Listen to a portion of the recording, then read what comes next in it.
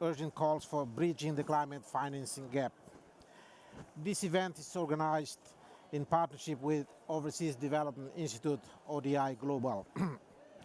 Today's event is organized against the backdrop of increasing gap in climate finance assessed by countries who need them the most. In recognition of the interrelated challenge that threatens conflict and fragility affected countries, the G7 Plus group issued a joint letter during the UN General Assembly. This letter was signed by the President of the Republic of Sierra Leone, sending to the UN Secretary General, to the COP28 President, COP29 President designate, and also to the World Bank Group and to the IMF Managing Director. The letter underscores the severe climate inequities faced by countries affected by conflict and fragility, who, despite contributing the least to global emissions, bear the brunt of climate impacts. Today, these countries make up half of the world's most climate vulnerable nations and received only a fraction of the finance they needed. This disparity threatens development gains and exacerbates conflicts, trapping millions in cycles of poverty and insecurity. Through this letter, we call for a transformative approach to climate finance that prioritizes fragility affected countries by integrating climate vulnerability into debt sustainability assessments.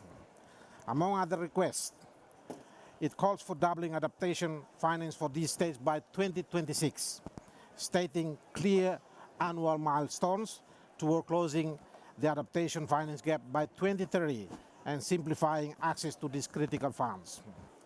The G7 Plus group advocates for localized, community-driven climate adaptation by ensuring at least 25% of adaptation finance reaches local organizations by 2026. By scaling support for capacity building and local resilience, we can empower communities to manage and equitably distribute climate finance in a way that addresses unique challenges on the ground. Today, we would like to discuss how relevant these asks are to the context of fragility-affected countries. What promise does the discourse of COP29 and the following COPs have for these countries? What are the synergies we can build to realize our ambition?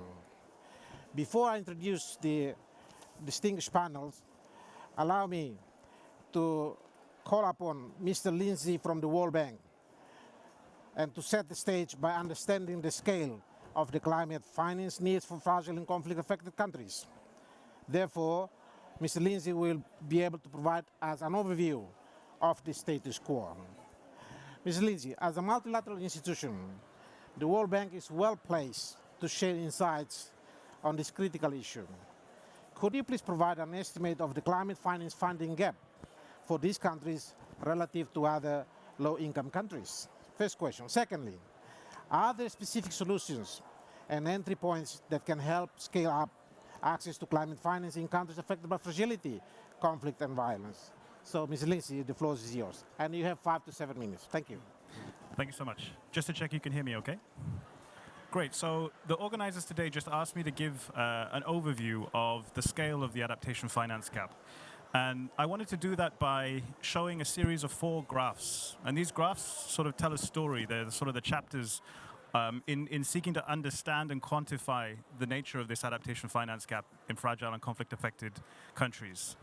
And the first graph and the first chapter of that story is probably the one that is the least surprising, right? And that's to say that fragile and conflict-affected countries receive significantly less climate finance and adaptation finance in particular compared to non-FCV affected countries.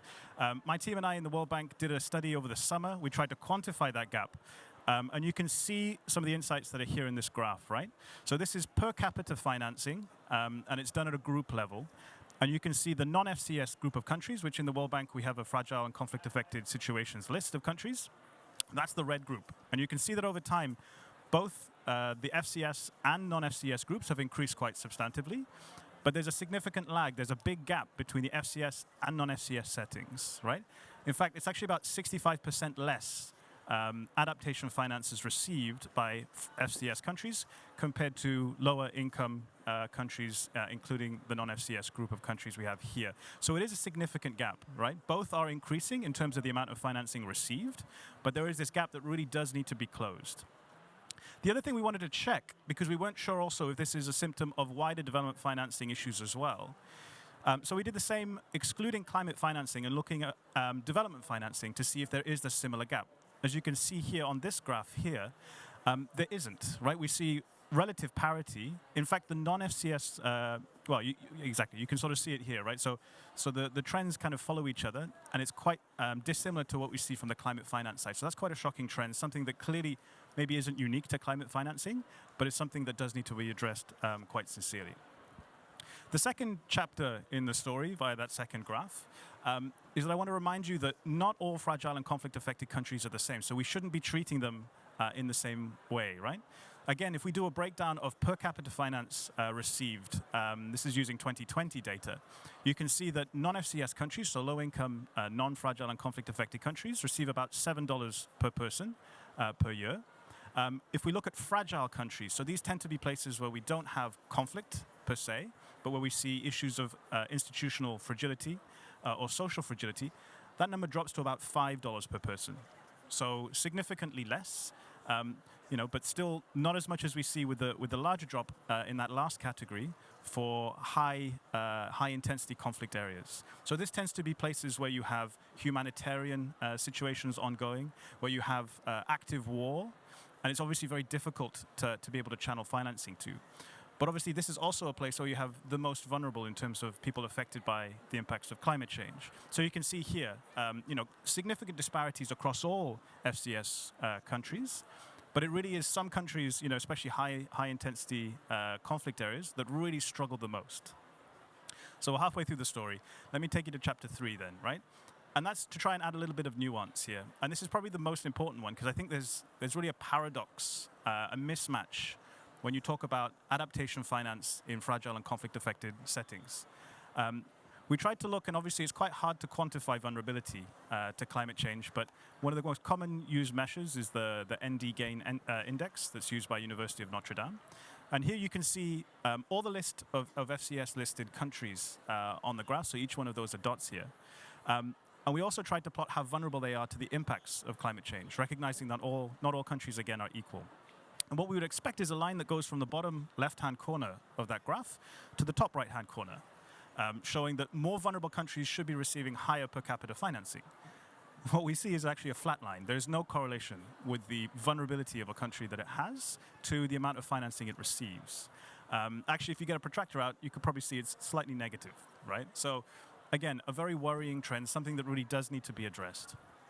And the final chapter of the story, the simple four-part story, tries to tackle why, right? What are some of these reasons and the causes behind these gaps? So another thing we tried to do is to see if we can quantify the amount of readiness. So this is really trying to understand how able is a country to access, to mobilize, and to disperse financing. Readiness, take it with a pinch of salt, because it's hard to measure. But again, there are some indices that we're using here, similar from the University of Notre Dame, that measure that.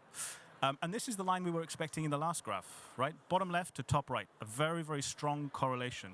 So this is basically implying that instead of sending money really to where it's most needed, we're sending it to where we can. And that's really a problem, right? We're prioritizing low-hanging fruit in an area where we can access, where we can spend and disperse money quite easily.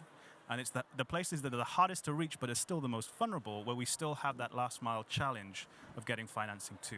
So this is really to kind of set the scene of the discussion today. I want to end with just maybe a little bit of a positive last chapter or an annex to the book. And that's to say that there are some steps, some progress that are being made, right? The overall amount of financing is increasing very, very rapidly. You can see here, this is the levels of adaptation financing going to FCS countries. And you can see it's a very, very sharp uptick. I know that in the World Bank, for example, the amount of financing we've spent from 2014 to today has increased 8-fold in per capita terms. So it is a really large uptick. More definitely needs to be done. There is still a gap that needs to be closed, but it's not to say that there is no efforts that are being made. And one final thing to mention is that we as a collective group of funders are also very aware of this. We met actually in Abu Dhabi earlier this year as a group. We have an initiative in the World Bank called Scaling Adaptation Finance in Fragile Environments, SAFE, which I helped to lead. And we helped, together with a series of other partners, to convene a space for us to try and identify some solutions for how do we scale up access to financing as a funding community of practice.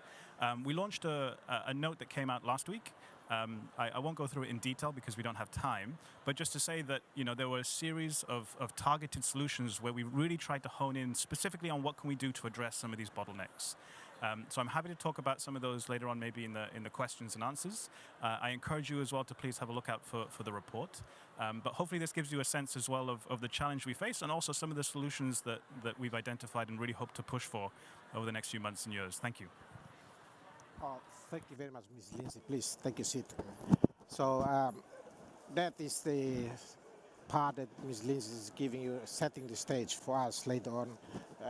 Please save your questions for later. Now, it's now my honor to invite our distinguished panelists to join me on the stage. First of all, I'd like to call His Excellency Hassan Bakit Jamous, Minister of Environment, Fisheries and Sustainable Development of the Republic of Chad. Please come. And secondly, I'd like to also invite Honorable Joseph Africano Bartel, Undersecretary of Environment of South Sudan. Please join us. Thank you. Thirdly, it is my honor to invite Dr. Daouda Ndiaye, Manager Climate Change and Environment, Islamic Development Bank. And fourth, it's my honor to invite Ms. Juliet Rose, the Deputy Director of Climate Unit, Department of Foreign Affairs, Department of Foreign Affairs of Ireland, please. And lastly, I'd like to also invite Dr. Olufunso Somorin, Principal Climate Change and Green Growth Officer, Climate Change and Green from the African Development Bank, please.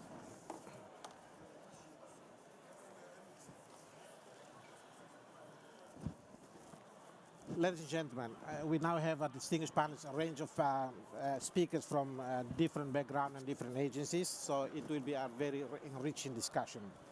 So first of all, let me now turn to His Excellency, the Minister of Environment and Fisheries and Sustainable Development of the Republic of Chad. Chad's National Adaptation Plan, NAP, emphasizes sustainable agriculture, water resource management, and agroforestry as vital strategies to mitigate resilience in farming communities. Excellency, could you please share with us how Chad is mobilizing climate finance, particularly through international climate funds, to support these priorities? And secondly, with the private sector playing a crucial role in achieving climate resilience, what steps are Chad taking to attract private sector investments in climate adaptation and resilience efforts? The floor is yours. So you have 5 minutes. Thank you. Thank you. Since Excellency Minister is speaking in French, can you please... I speak French. Yeah? I speak French. Yes, yes. So there will be a simultaneous translation. Thank you. Merci, monsieur.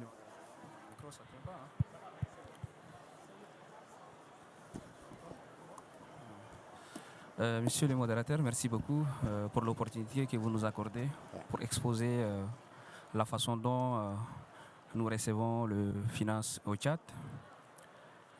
Avant tout propos, je voudrais aussi remercier les organisateurs de cet événement et surtout le Royaume-Uni pour l'opportunité qu'ils nous accordent.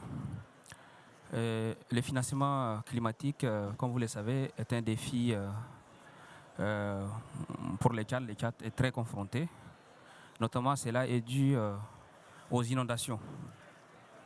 Par exemple, sur 125 de nos départements, 117 ont été touchés par les inondations. Et près de 1,7 million de personnes ont été aussi touchées et affectées par les inondations. Près de 70 000 têtes de bétail, de nos bétails ont été engloutis par les inondations aussi. Près de 600 personnes ont perdu la vie par les inondations parce que ces inondations sont dues au changement climatique qui sévit dans le monde entier. Près de 160 000 hectares de terres agricoles qui ont été engloutis, toujours par l'effet des inondations. Et dans ces contextes, notre plan national d'adaptation préliminaire estimait les besoins à 5 milliards de dollars sur 10 ans. Apparaît aujourd'hui largement insuffisant face à ces défis, à l'ampleur de ces défis. Et les efforts du gouvernement dans ce sens face aux inondations de 2024 et 2022 dépassent largement le montant global prévu dans notre plan national d'adaptation. Les difficultés, surtout, la complexité de notre situation géographique et géopolitique aggrave encore largement ces défis. Le Tchad accueille déjà plus d'1 million de réfugiés venant, par exemple, du Soudan. La situation soudanaise est précaire et que ces réfugiés soudanais viennent au Tchad, qui viennent couper abusivement des arbres. Donc, ils viennent couper des arbres et cela affecte le climat. C'est-à-dire la coupe abusive des arbres, c'est pas bien pour le climat. Et le Tchad se retrouve au carrefour de multiples crises régionales, notamment le Soudan, la Libye, partout ailleurs. Nous sommes un pays qui se retrouve entouré par des pays qui sont en guerre, qui sont des pays très précaires. Donc cela affecte aussi le climat. C'est dangereux, les effets de la guerre, les effets dévastateurs de la guerre qui affectent aussi le climat dans notre pays. Donc face à ces vulnérabilités et ces cercles vicieux, des menaces sécuritaires qui s'entremêlent avec les impacts climatiques. Réponse à ces défis, nous sommes en train d'essayer une stratégie de mobilisation de financement à plusieurs niveaux développés. Le renforcement, par exemple, de nos capacités institutionnelles constitue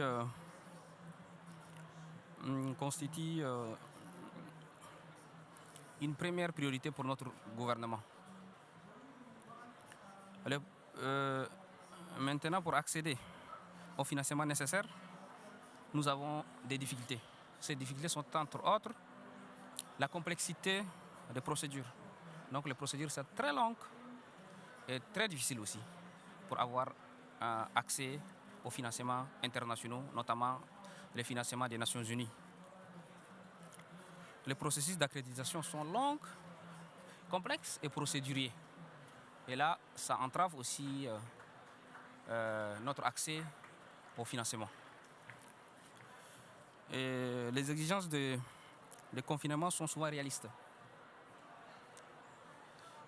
Et là, le Tchad se trouve dans un labyrinthe de problèmes pour pouvoir accéder au financement climatique. Là, nous demandons aux partenaires financiers et techniques du Tchad de nous faciliter les procédures pour avoir un accès facile, rapide et accessible au financement climatique à travers différentes institutions financières des Nations Unies, bien évidemment. Donc, c'est la première question. Nous sommes en train de faire nos efforts au niveau national pour pouvoir protéger l'environnement et puis avoir un accès facile au financement climatique. Sur ce, je crois avoir répondu à la première question. Si vous me permettez d'aller pour la deuxième question, ou bien je laisse la parole aux autres avant de vous remercier.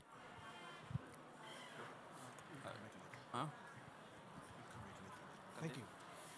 Thank you, Excellency. Let me turn to the Honorable Joseph Africano Bartel from South Sudan.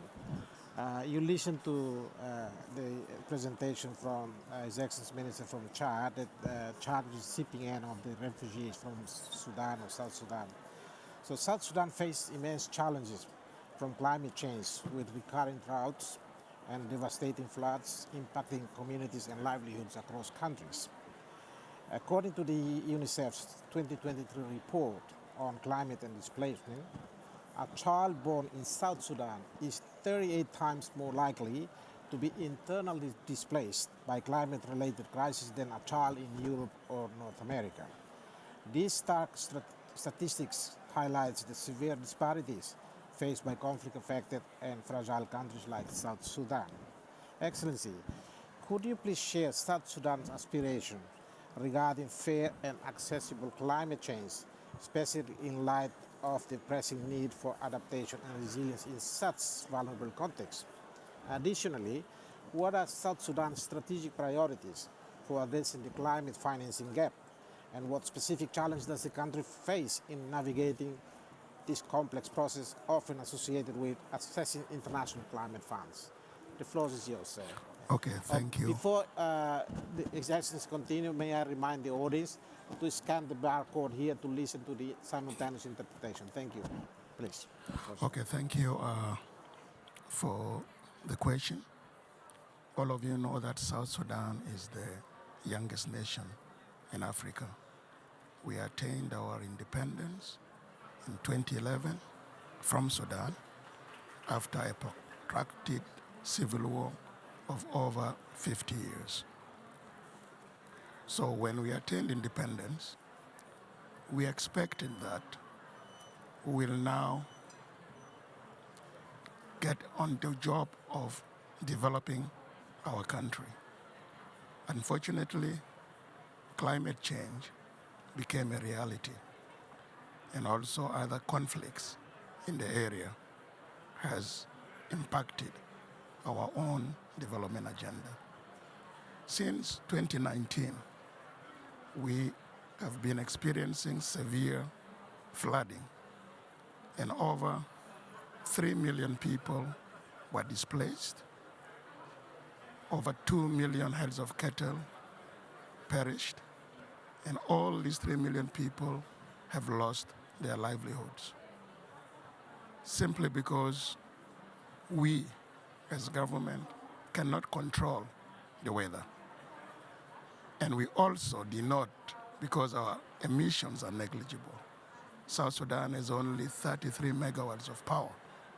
So we don't have emissions, but we are experiencing the impacts of climate change. We acceded to the UNFCCC in 2014, and we negotiated in the Paris Agreement. During that agreement, we knew that whatever we'll be doing with our mitigation and adaptation projects are conditional to the funding that were promised.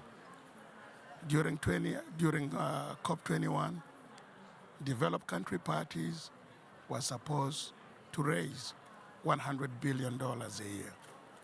But our NDCS South Sudan and NAPA, for us to be able to adapt and to mitigate the impacts of climate change, we are looking for up to $100 billion in over 25 years. So the $100 billion is a drop in the ocean. It won't be able to finance our adaptation and implementation projects. So we as a country at the moment are not waiting only for the international funding. What we have done is make sure that all our strategies and plans in the different sectors, agriculture, energy, name it, put all those plans into the government budget such that our budget and our programs are addressing environmental issues. With that, we still have a deficit of over $80 billion for us to be able to move into smart agriculture. What is also now complicating us is the conflict in Sudan, whereby all our oil is being exported through Sudan, Port Sudan, to China and the international markets. The pipelines have been destroyed. So in the last 6 months, we as government have no revenue from our oil. And we're also now receiving millions of refugees from Sudan into South Sudan. So climate change, insecurity in Sudan, and just see the millions of people coming. And our people are also impacted with climate change. So leave that alone. Last year, we have to close our schools for 1 month because of excessive heat. And we don't have the capacity to cool our schools. So climate change is now a real big issue in a country like ours. We are very vulnerable, and I think if we continue with this trajectory, the whole of Africa and most of South Sudanese will have to become climate refugees. So we are looking, when we come here, we know that we have been talking for the last 30 years. Talk, negotiating. But we have not put anything into action. Now we are seeing it in front of us, and we are coming here to see to it that the new collective quantified goal for finance has to be agreed upon. And the figure has to be in the trillions. Also now, because we have over 3 or 4 million people that have impacted, loss and damage, capitalization and operationalization of that fund, and coming up with modalities that will give money directly to governments that are being impacted, not through third parties, should be the way to go. I leave it here, but without the means of implementation, all of us in the developing countries and least developed countries will be victims of climate change. So the developed country parties should man up, cut their emissions, and turn the tide to climate change. Thank you. Thank you, Excellency, for providing the description about the challenge faced by your country and the neighboring countries as well on climate change. Now I'd like to turn the mic to Dr. Olulon Somorin, Principal Climate Change and Green Growth Officer, to share with us the African development perspective. Dr. Somorin, you heard from His Excellency Minister and Undersecretary speaking about the potential and challenges these countries face in pursuing resilience. As a key institution supporting development across the continent of Africa, what are the African Development Bank's priorities in supporting conflict-affected and fragile countries to build resilience against climate-induced disasters? Could you also briefly share with us how initiatives like the African Adaptation Acceleration Program, the AAAP, are tailored or could be adapted to address the specific needs of conflict-affected and fragile countries? The floor is yours, please. Thank you, moderator. Am I quite audible? You can hear me? Good. All right, good. Thank you. Thank you very much to the organizers for inviting us. I think the starting point to this conversation is what the minister just said. That is the alignment between climate goals and development goals. I think it's very important that in the African context, we don't see climate change as a project that you're doing. It's rather something that is deeply integrated in development framework. So climate change and whatever we call adaptation or resilience today, it's more or less a climate-informed development of a sort. And that alignment is deeply rooted in our strategy. And we've encouraged a lot of countries to embrace that alignment. We don't have the luxury to do climate change goals on one hand and then do development work on the other hand. So we need to create a very strong synergy between climate goals and development goals. And that must translate into policy work, operational framework in the country. Now, secondly, once that is in place, the second thing, and together with the development partners, we also get deeper into making resources follow that alignment. So what we do at the bank is we don't have climate projects and development projects. I want to repeat that again and again. So we have mainstream climate into all our operations, climate resilience and low carbon into all our operations, to the extent, together with other MDBs, that we can account what percentage of our total development finance is going into climate actions on the ground. And before I come to specific case studies, I just give you a few of numbers. For 2023, in 2023, the bank approved total development financing of $10.6 billion, 2023. and 5.8 billion went to climate actions on the ground, both mitigation and adaptation. Now, as a bank, we're very deliberate in our approach to prioritize adaptation more. And we have done that over the last few years through our tools and our engagement, but also in terms of the projects and the programs that we develop, we co-create together with our government. And we did $5.8 billion of worth of climate finance last year. And now when you aggregate all of the MDBs together, it was about $125 billion last year. And that's quite significant. Now from the numbers, the question then is, how do you prioritize and select projects go deeper? Or how do you create instruments that are able to push certain interests? So because on the continent, we are very particular about what you call generally fragile countries. We call them transition countries. So we created a program within our development lending that is very specific to these transition countries, or fragile countries, if you may say. And we allocate extremely concessional or grant resources to be able to do projects on the ground that are supporting drought resilience of a type. They're supporting economic resilience, social resilience. And some of these countries, in Africa in total, there are about 37 of them, low-income countries. And every year, the bank, up to about $5 billion, a significant percentage of our resources will go in addition to country allocation to these countries.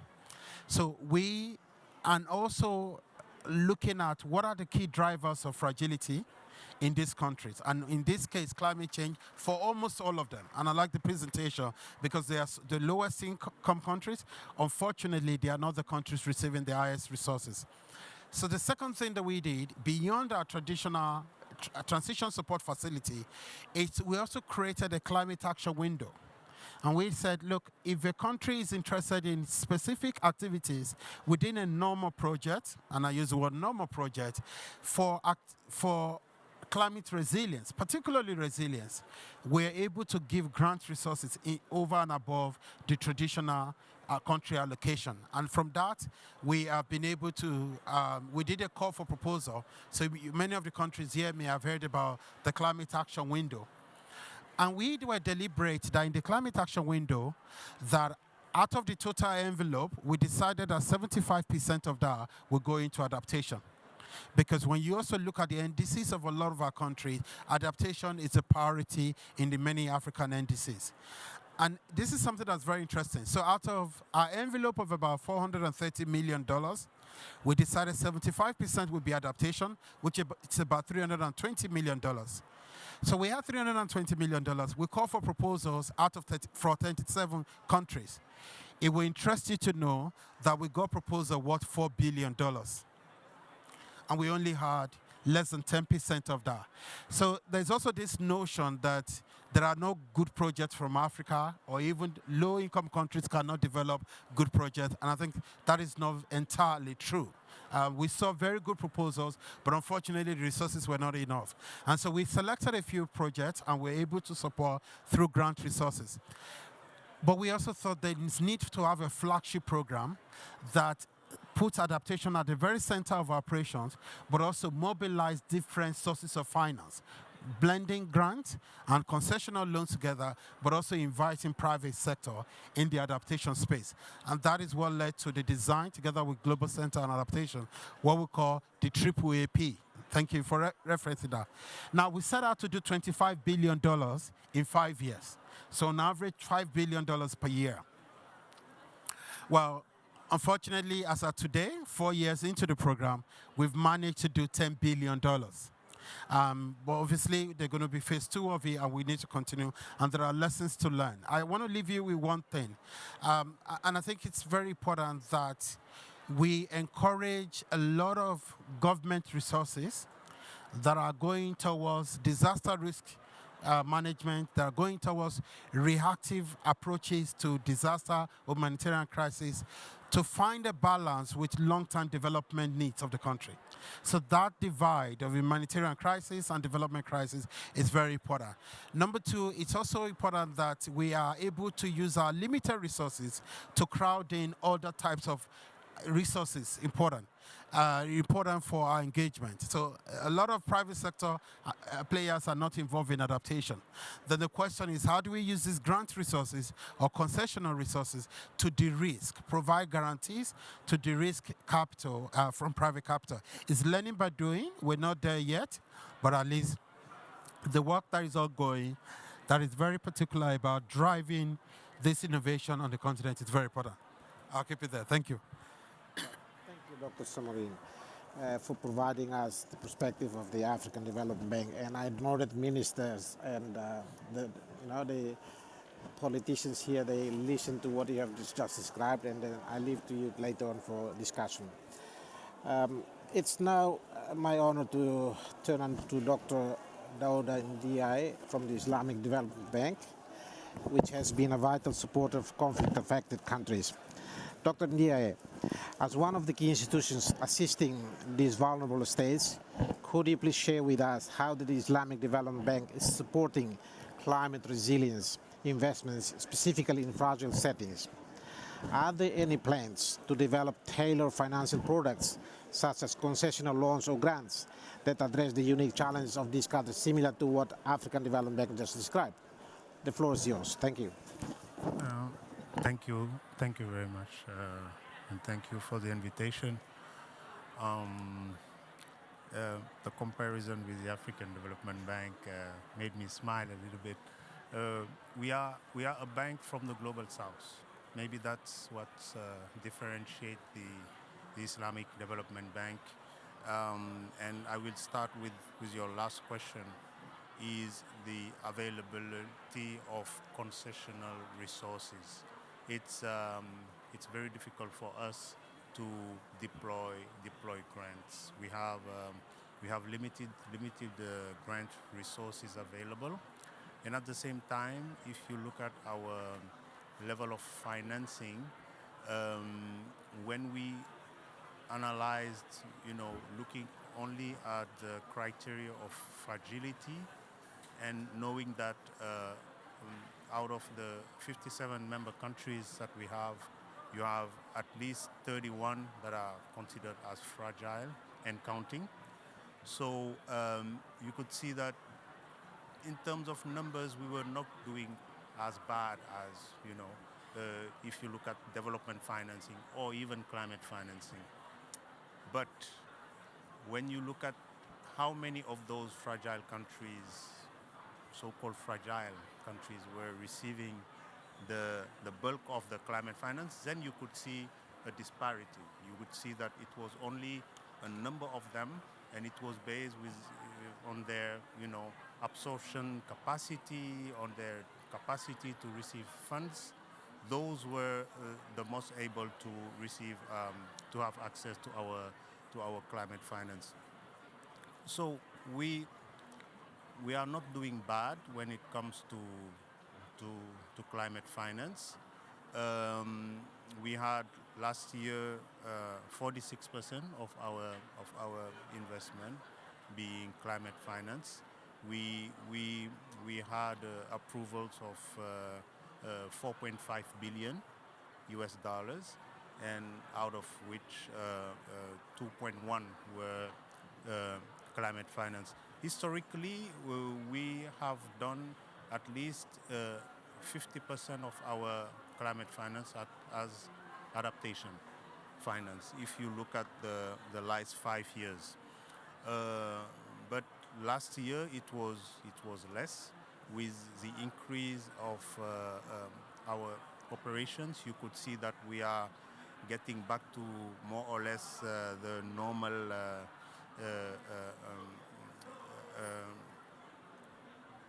adaptation versus mitigation level of financing. It's not straightforward to finance adaptation, and especially in fragile and conflict setting.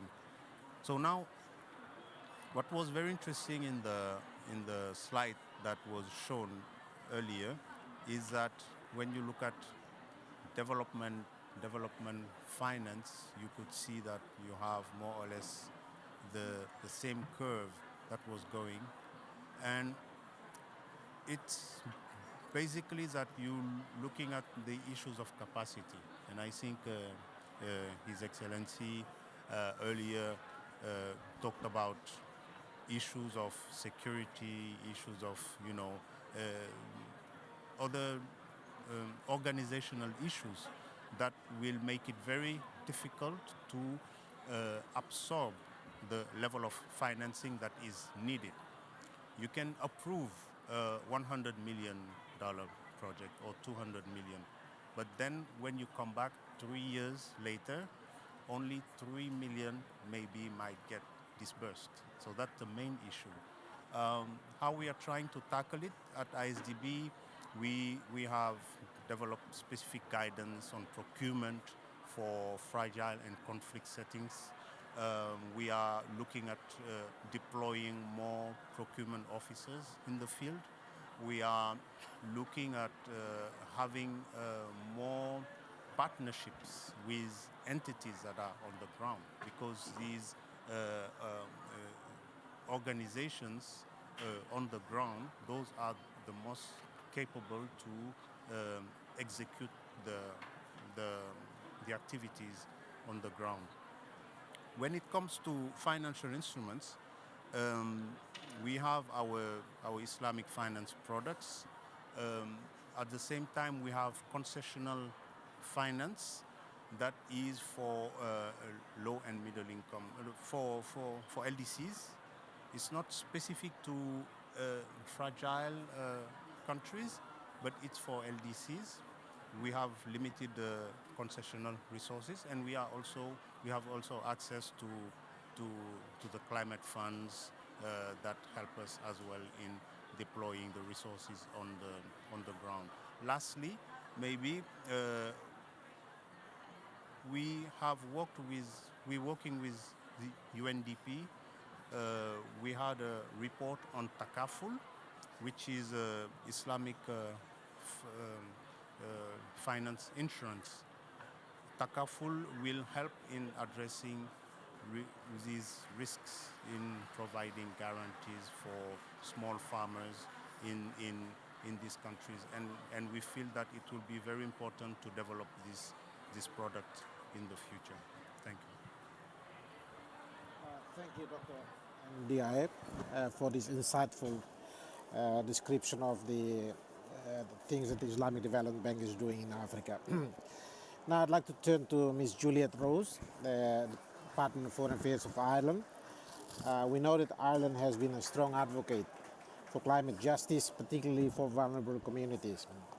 Ireland's contributions to multilateral climate funds have aimed to support adaptation in most countries affected by climate impacts. What challenges does Ireland see in ensuring the climate finance reaches the most fragile countries, and how might these challenges be addressed through international cooperation or policy changes? So, floor is yours, please. Thank you. Thank you very much, and thank you for inviting us to this event. We're delighted to be here today. So just to say a few words on Ireland and our contributions, our funding is 100% grant-based, so we don't do any concessional lending or finance. We also contribute 80% of our climate finance to adaptation actions, and 84% of our climate finance reaches least developed countries and small island developing states, including fragile and conflict-affected states. So we're very clear adaptation is a key pillar for us, and that's why we're so happy to be here today. In terms then of support to fragile and conflict-affected states, so just a few concrete examples. We currently fund a climate security advisor in the UN mission in South Sudan, who has been supporting in preparations for the recent floods. That includes engaging with communities that are in conflict with each other to ensure that there are conflict-sensitive plans in place to respond to those floods, to mitigate any kind of future conflict resulting from the movement of people, for instance. He's also worked a lot on retaining livelihoods, so reducing the number of livestock, for instance, that perish in floods like that. We've also been doing an awful lot on locally led adaptation. So for us, obviously, a lot of conflict settings are incredibly context specific. So we place a real priority on engaging with local communities and trying to ensure that as much finance as possible reaches those communities and that they are meaningfully engaged in the design of programs and the decisions that come along with those. So that's kind of the principle side of things. In terms of then to your question on the challenges, first of all, our colleague from the World Bank, I think, clearly set out quite a few of the challenges, and they were discussed in the Abu Dhabi paper as well, I understand. So he may be able to speak to it far more eloquently than me. But clearly there is an issue in the rates of finance that reach fragile and conflict-affected states. And it's not just a quantum issue, it's a proportion issue as well. I mean, we saw only $2 per person per year reaches conflict-affected states that need it most. So I think actually a big step forward in this will be advocacy. So our colleague from ODI and others have set up a network under the COP presidency of this year for fragile and conflict-affected states to advocate for more climate finance and to engage with each other and do south-south learning and lessons learned about what is the issue and how to get more climate finance into those settings. And I think that that's actually a really positive step. Secondly, then, in terms of the design of programs, so I think there's a real lack of appetite for risk among many donors. And Ireland, I would say, has a more healthy risk appetite, but it also lies programs. So it's working with communities to mitigate any issues with the projects or programs that are being developed. It's being, really understanding the context, understanding the political situation on the ground, being flexible, being thoughtful in the sequencing of projects, and coordinating also with other donors on the ground, local authorities and governments to ensure that actions are as joined up as possible, which I think is really important in many of these conflict-affected settings. So I'll leave it there. I think we might come back to the access to funding question later on, but thank you very much for having me. Thank you, Ms. Juliet, for these very insightful discussions. Now we still have approximately 40 minutes from now until 14:45. That's the time allocated to us, so we have ample time to engage in the discussion. So now I'd like to open the floor for discussions. If you have any comments or any point that you want to add, please do so. Just please identify your name and also your institution to whom you're asking the questions to. Yeah? So the floor is open for any questions or comment or clarification. Please do so. Now let me invite anyone who wishes to pose the questions, please. Or maybe from the fellow panelists, if you hear from the bank, you hear also from development partner. Oh, sorry, please. Can you grab the mic? Yeah. Thank you.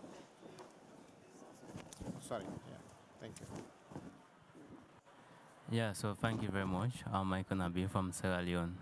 So it's kind of interesting here, hearing all of these conversations ongoing. So my question is to the African Development Bank. So we heard a lot of investments being made by the bank, and these are all good news in how we can actually integrate most of our climate approach into all of the works of the bank.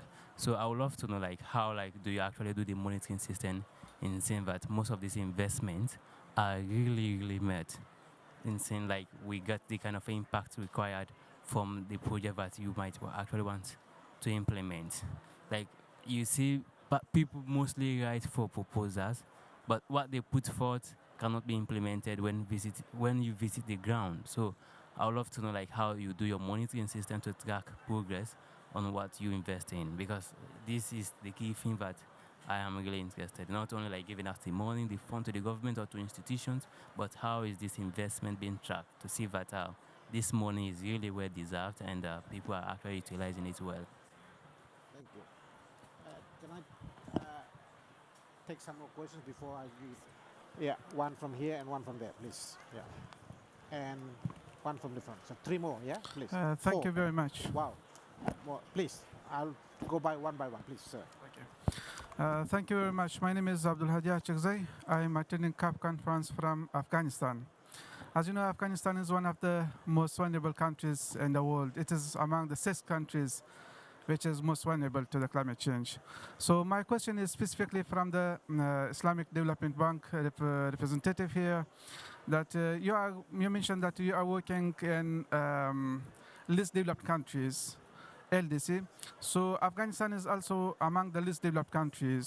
So do you have specific programs, climate resilience? Afghanistan also suffered a lot, I will not explain that more. So do you have specific programs in Afghanistan, as well as I will ask also from the G7 Plus that with Afghanistan is member, but they will continue their contribution to Afghanistan or not? Thank you.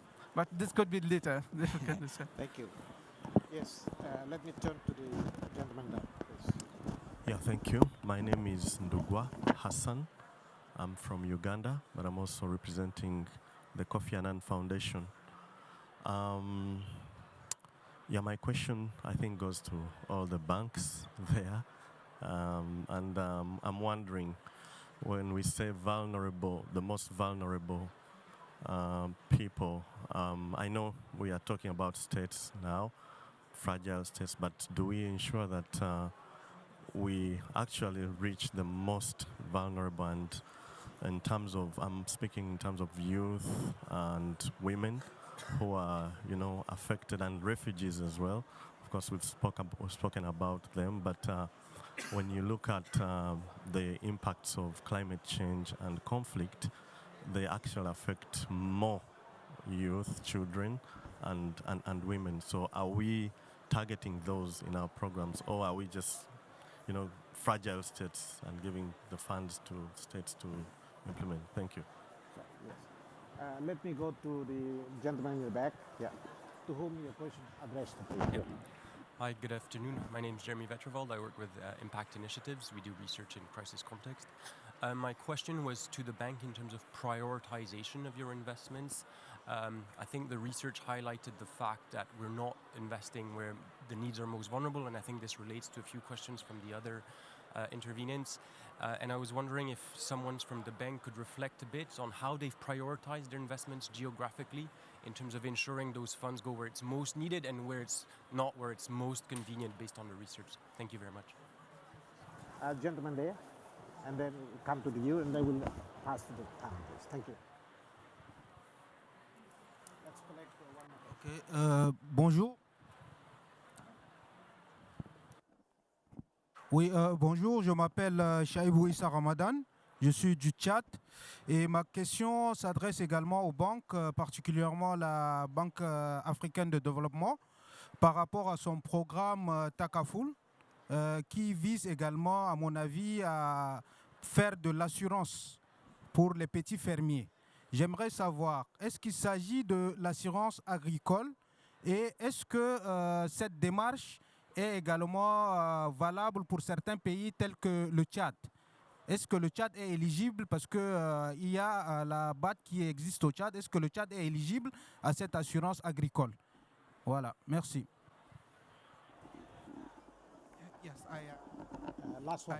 I am Fodek Mara from the Youth Climate Council Global Alliance and also the Youth Climate Council Sierra Leone.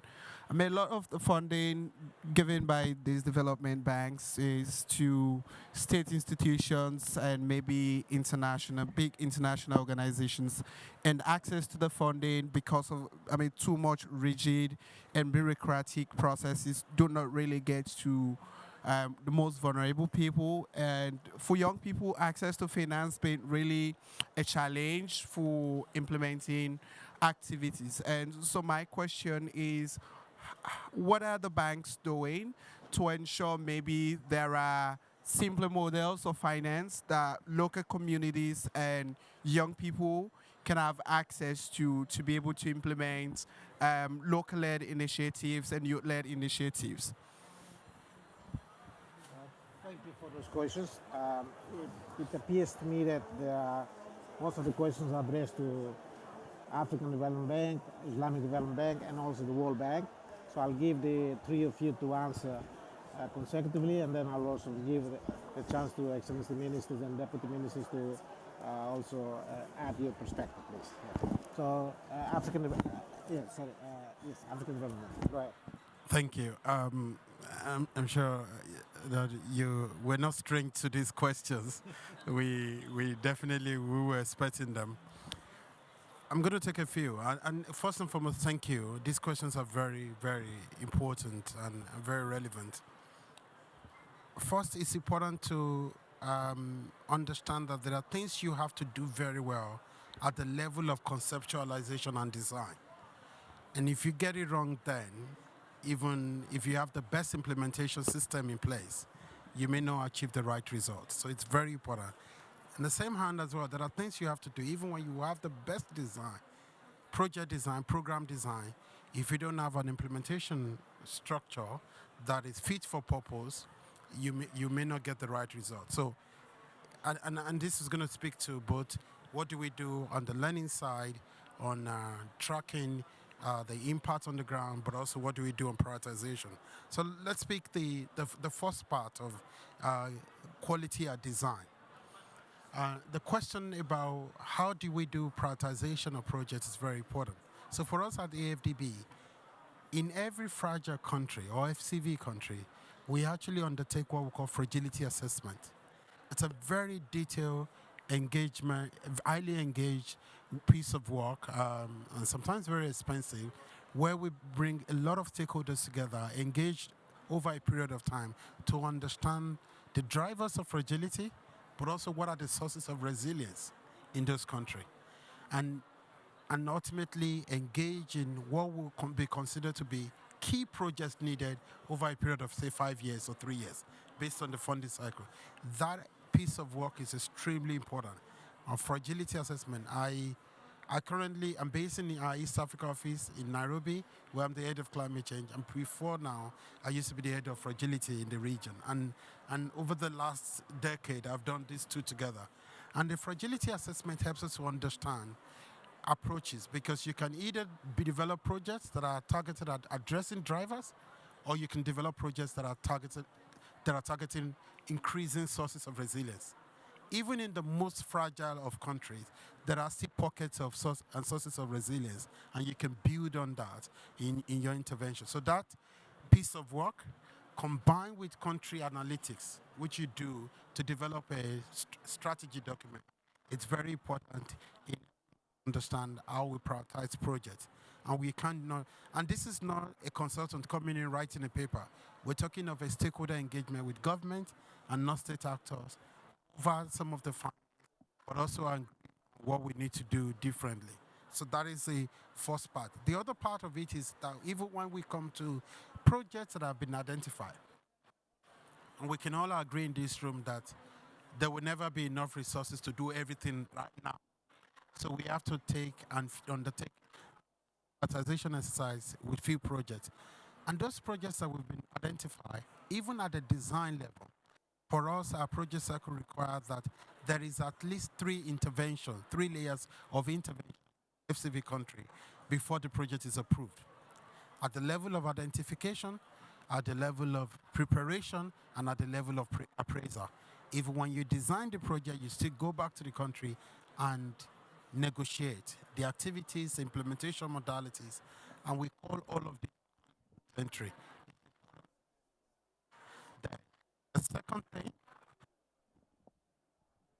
The second thing is then once you have a that is not need to do on the ground in implementation. there's always this assumption that you build capacity before. Some capacities have to be built using the project. So you learn the job and you provide the support and resources within the project to continuously engage the stakeholders and build the capacity. Now, it is part of our FCV. We do 2 supervision minimum in a year. And these are detailed supervision with implementing entities and reporting to the key stakeholders, bringing people together to see key results. If there is a need to change anything in the course of that, within the medium-term review of the project, you can do that. And I'll tell you a project in Sudan where we were going to have water investment infrastructure for nomads that were being displaced by conflict. By the time we went through the quality at entry, all of the design process, and we're ready to implement, the people have moved again. And we had to go back and get the whole process started again in order to relocate the project. So it's very important that the implementation offers enormous experience. And then at the end, every quarter, there's a quarterly report that is monitoring the key expectations on the ground. So I wanted to give you a bit of comfort that it's not just allocating resources, but it's making sure that the implementation is done very well. And that is also one of the reasons where if you have challenges, you're not able to disburse. And we have to say it again. Disbursement is lowest in the most fragile countries, because some of these challenges of making sure that the resources get to the ground and the resources are utilized very well and the safeguard systems are not compromised. So I'll keep it there for now. Hopefully my colleagues can respond to it. Thank you. No, thank you. So a few questions on Afghanistan. It's a country that, for obvious reasons at this stage, there are not much lending opportunity from the country. But the bank has been entrusted with the Afghanistan Humanitarian Trust Fund, which is an initiative that the bank is supporting, and through which there is a grant that is being provided to the communities that are the most in need in Afghanistan. When it comes to, I was mentioning the Takaful. So far what we are doing is more research on the subject. So far what we are doing on Takaful is more research on the subject. And we have the Islamic Development Bank Institute. That is really an institute through which we are looking at how to develop new financial products. And also with UNDP, we are looking at being part of the Global Takaful Alliance that is hopefully going to be launched at the next COP16 in Riyadh. So we will keep the discussion on that and see how we can have a really good product in that sense. We have microfinance Islamic institutions in many countries where we are providing microfinance, which is also something that the communities on the ground need the most. Coming to reaching the local level, having local access to our finance. What I would say is that I can give an example of the program that is called Tadamun. It's a collaboration with UNDP as well, and here the program is targeting 1,500,000 people that can access resources through NGOs, and it's also a program that is available. And like I said before, for multilateral development banks, of course, the entry point is mostly the Ministry of Finance, Ministry of Economy. That's why you cannot say that, you know, as an NGO or as a local institution, you can come and request funding from the bank. It's not like climate fund or something like that. So it's a different setting. But locally led adaptation is very important. And like I was saying before, the way we are looking at it is to get more and more subcontracting to local NGOs to deploy the finance that we have on the ground. Yes, I think I will stop there. Thank you. Thank you, Dr. Ndaya. I now turn to Lindsay. There is a question from the floor, so if you could clarify that, please. Go ahead. Thank you. There was a question on how can banks start to bridge the gap, right, on financing. It's about really fundamentally putting climate and FCV into the core strategies and documents that our banks produce, not by having a strategy dedicated itself. For example, we have an FCV strategy in the World Bank, and it really is the thing that we push for to drive forward change and increase financing in fragile and conflict-affected settings. We have an FCV window, an FCV envelope, rather. And we use this to really spearhead our efforts. So what I'm trying to do, what my team is doing in the bank as well, is seeing how can we put climate and FCV into our documents, right? So our country partnership frameworks are the core thing that we use to identify and leverage our financing. On the climate side, our CCDRs, our country climate development reports, they dictate how we spend climate financing in the country. 5-6 years ago, it's pretty clear they were almost blind on FCV. Now, we have tailored guidance on how to put those specifically into CCDRs, and we have pretty comprehensive now tools to help our teams develop those. So, your hands dirty. I understand, how banks get into their core business delivery. It's not going to work. And I'm proud to say, for example, in the World Bank, that at the moment work to try and bridge the FCV non-FCV gap. About 4 percentage point differences, right? So it's 40% for non-FCV and 36 in terms of the average amounts of climate versus development in our average financing. So we're not quite there yet, but we're really getting very close, and I'm hoping that in the next couple of years we'll reach parity. On the and just to give you another anecdotal piece of evidence, I guess, these things take time. It takes a cultural shift in an organization. 4 or 5 years ago, I would run around the bank. I'm the only climate and FCV our FCV group, right? And I would go around the bank, pretty important topic, and everyone would say, okay, we're busy. A lot of getting people to sit down and talk about and work with me. Now I tell people, because they're coming all at the same time, we're overloaded, and it's great because it means that people who are not in my group, who are not interested in this topic, really are coming to me with concrete questions and want advice and want tools. So there has been a cultural shift, I think. It's been leveraged by things like we had a Relief, Recovery and Peace Declaration at COP28. There's a political momentum, and it's starting to deliver dividends, I think, on the inside of some of the big banks as well. There were a couple of quick questions on how do we get this to actual local communities who are suffering. I fully agree with that comment, right? All the financing I gave you was at the national level. It's not typically not at the national level, even at the capitals where people struggle the most. It's in those rural areas, it's in the places directly affected by conflict where we suffer the most. So that's a key challenge.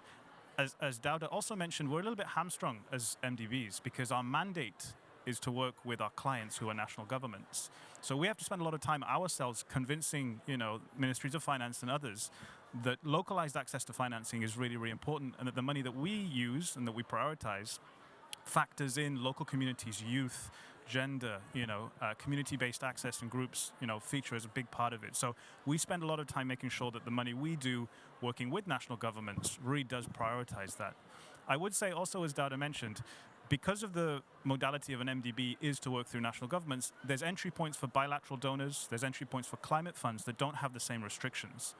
So NGOs, civil society groups can apply to many climate funds. They can also apply to bilateral donors. So there is a space, and I think as a collective, we need to recognize that we all have different strengths and entry points and also some weaknesses, right? So where some things where MDBs, may be able to leverage the power of scale, power of national, ambition. Others may be able to pick up places where there's more targeted local level access that might be easier to do without having to do the safeguards that my colleagues here, mentioned as well in the same way. So I'll leave it at that. But yeah, thank you. Before I offer the floor to the two ministers, Ms. Julie, if you have any quick point that you'd like to add from your perspective, please. Yeah, just to come in, I'm really glad that the participant from the floor mentioned youth and women. I think sometimes there's a tendency not to link this agenda enough to women, peace and security and the progress going on in that space. So a lot of our climate finance to fragile and conflict affected states is actually targeted specifically at youth and at women's groups. And some of it actually is an opportunity for, peace building and building trust between communities that are in conflict with each other. So we have a project called Powering Past Climate Action, and it's in Kenya and Nigeria in border areas, and we actually have an event on it later this afternoon, shameless plug, at 6:30. But that has shown how actually climate finance and climate action and climate adaptation specifically can act as an opportunity to bring communities together that otherwise do not have much to do with each other and are actually in conflict with each other in many settings. So, it's not all doom and gloom. It can actually be an opportunity in some settings too. But I'll pass over to the ministers. Thank you very much. Okay, thank you very much. Every COP, when we come to COPs, we always encounter the different banks, and they usually tell us the same stories. What we know is money that is there is not enough, because if you're talking of 400 million or 200 million, that is not enough for any or all the countries in need. As governments, we are supposed to be looking at big priorities that will change the trajectory and the sustainability of peace and development in the country. I'm happy that the African Development Bank provided a grant of $60 million for establishing the power grid in Juba. But now you have the grid, but you don't have the power to supply that grid. So the priorities are things that we are supposed to be looking at. We have an opportunity as a country because we have a river Nile, and we are talking about energy transition. Why should the bank not provide funding to investors who can develop a hydropower supply or solar energy, wind, such that this energy will transform the country from a least developed country to at least to a middle income? Because a country like ours, we have 89% of our land is arable. But now with the haphazard rain patterns, when we have power, then we'll be able to transition to mechanized irrigated agriculture, where we'll be able to produce crops not only during the rainy season, but all year long. The same thing, we have the largest wetland in Africa with a capacity of producing over 200,000 tons of fish a year. Now, without power, without cold storage, fish are dying of old age in the swamp. So when we talk about addressing issues of climate change and development, we have to address them together. Because when we improve our power supply, we'll improve our agriculture, we'll be able to exploit our minerals and even move into the digital age. So we need to have a conversation with the banks. And the other thing that also keeps us back in Africa is the NGOs. And also the developed countries are not interested to be dealing with us directly.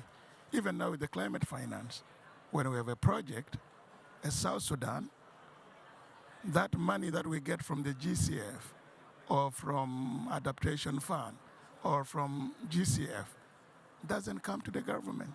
It has to go to a third party, which is UNEP, UNDP and all that. So we are spectators. So now we need to change that.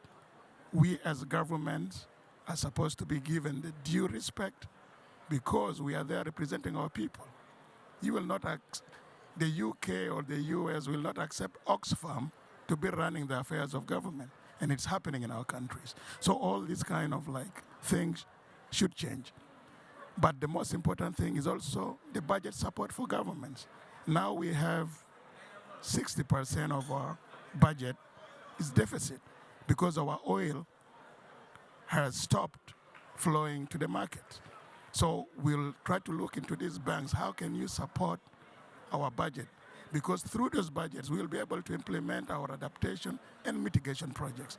So this issue of banks and all that, we need a new thinking such that governments and banks and other bilateral funding agencies try to work together with the national development agenda and strategies of the country.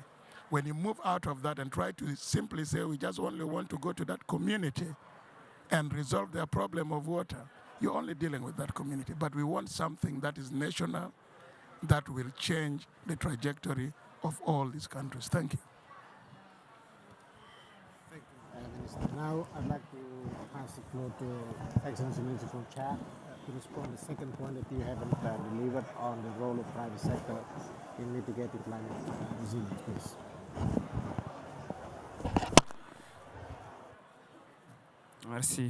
Merci beaucoup, Monsieur le modérateur. Concernant la question du secteur privé vis-à-vis de la question climatique,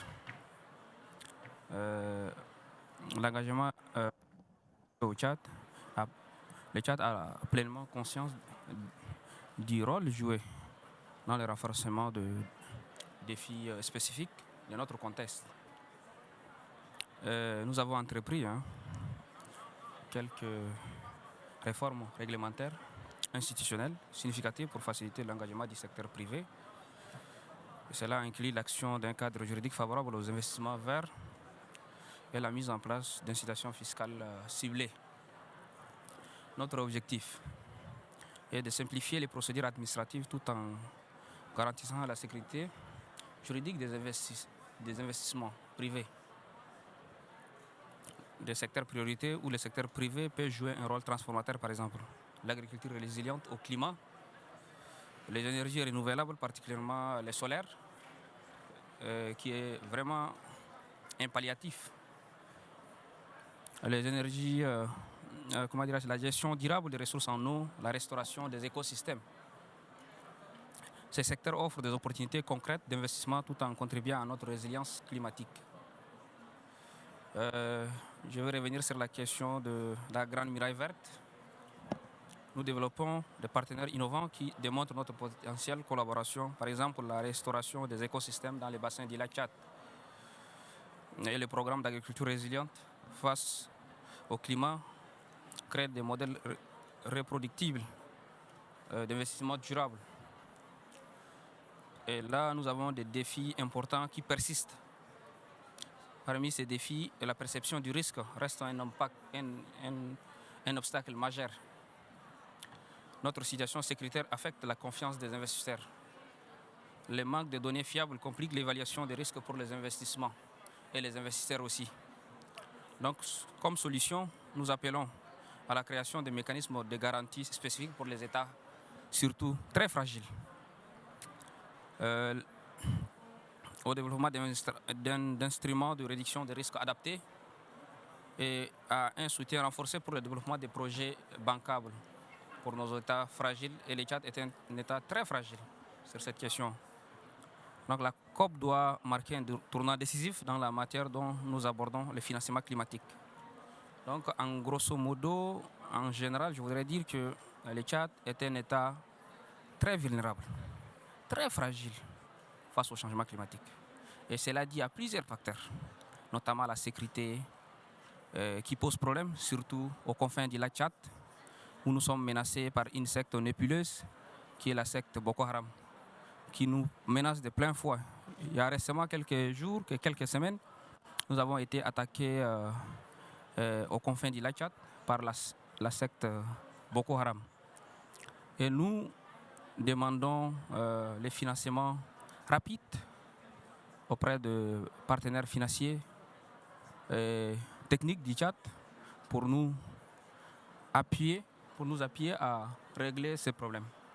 Donc tant qu'on n'a pas de moyens, on ne peut même pas faire face à aux agressions terroristes qui nous frappent de plein fouet de tous les côtés. Donc on a besoin de financements conséquents pour pouvoir régler la question climatique. Et je me dis que la question climatique et la question sécuritaire vont de pair. Tant qu'on n'a pas réglé le problème aussi climatique. Donc nous demandons humblement aux bailleurs, aux partenaires de nous appuyer dans ce sens, de relever les défis. Surtout, nous sommes un État vulnérable. Et sur ce, je voudrais aussi inviter l'auditoire, l'assistance, et puis le ministre du Soudan, les autres, les représentants des banques, s'ils ont le temps, s'ils ont un calendrier un peu léger, de visiter notre pavillon du Tchad. Et vous allez la situation vidéo, la situation du Tchad en vidéo. Et puis en image aussi, on a fait des expositions. Et vous allez voir et vous allez être convaincus que le Tchad mérite un financement à la hauteur. Nous sommes un État très vulnérable, je le répète, parce que ça me tient à cœur, ça nous tient à cœur. Le gouvernement du Tchad compte sur les bailleurs, les partenaires, pour pouvoir régler ces problèmes de financement. Et nous voulons aussi demander aux bailleurs de nous faciliter les procédures qui sont très longues, telles que l'accréditation de notre fonds spécial en faveur de l'environnement, l'ADES, l'accréditation du Fonds national de l'eau. On arrive à accréditer ces différents fonds, nous pouvons peut-être régler la question du financement climatique au Tchad et surtout les autres nations aussi, telles que le Soudan aussi est un État très vulnérable, le Soudan du Sud, la République du Soudan, la République du Tchad. Donc si la question de l'accréditation est réglée, nous pouvons, avec le minimum de financement qui arrive, gérer la question du financement climatique. Donc sur ce, nous comptons sur les partenaires surtout, les partenaires techniques et financiers du Tchad, de nous apporter leur appui conséquent pour pouvoir régler la question climatique. Donc sur ce, je vous dis merci pour cet événement, à l'organisation de cet événement. Merci, monsieur le modérateur. Merci à l'assistance. Merci, monsieur le ministre. Merci aux représentants des différentes banques qui sont ici avec nous. Merci beaucoup. Thank you very much. Let's give a big round of applause to our panelists.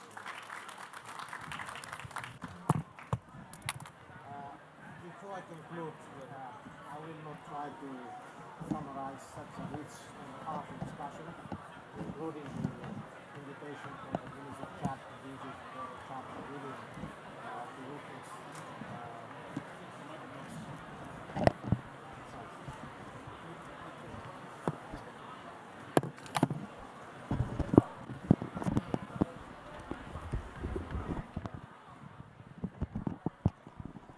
Test. Can you hear me? Yeah. Right. I will not try to summarize such a rich and powerful discussion, but I will try to share with you a few takeaways. I would also like to endorse the Minister of Chad's invitation for us to visit the Chad Pavilion to witness the first-hand challenge that this country faces, including the Minister of South Sudan as well. So, ladies and gentlemen, to conclude, I'd like to share with you a few key pointers. First, conflict-affected countries should be at the center of discussion on climate finance, given the priority needs outlined by the ministers and also the bank representatives in this panel. Secondly, these countries have the capacity to absorb funds if available, and I believe that the banks also outline some of the modalities that they have described eloquently before. Number three, there are innovative ways to channel and mobilize funds if there is a political will. So you know that the banks have got this political will. I believe that the absorption capacity of the government receiving hands, they are there, not just a matter of implementation. Fourth, climate finance and their management should be tailored to the context of the most vulnerable communities, such as those within the G7 plus. And finally, for fragile conflict-affected states to benefit from climate change or finance, we should streamline the bureaucracy as eloquently outlined by representatives of the bank. With that note, I thank you very much for attending this event, and I'd like also to, on behalf of the G7 Plus, to thank ODI Global, our partner, and also to the distinguished panelists for making your time to come and share these very individual perspectives on the different challenges faced in our institutions as well as in our respective countries. With that note, allow me on behalf of the G7 Plus to present a small remembrance from the G7 Plus Secretariat as a token of appreciation to the distinguished panelists.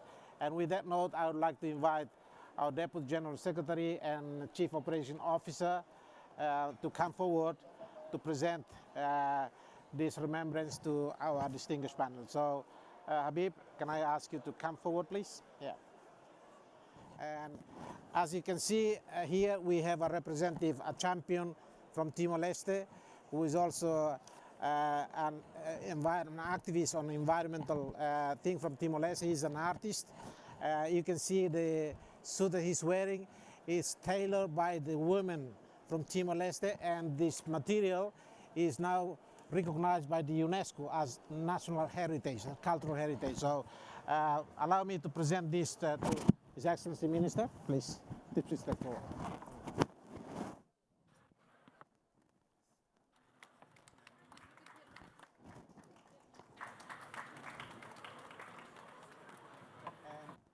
Dr. Felix, present Thijs as well. Thijs as well. To the Minister, yeah. Excellency Minister, please.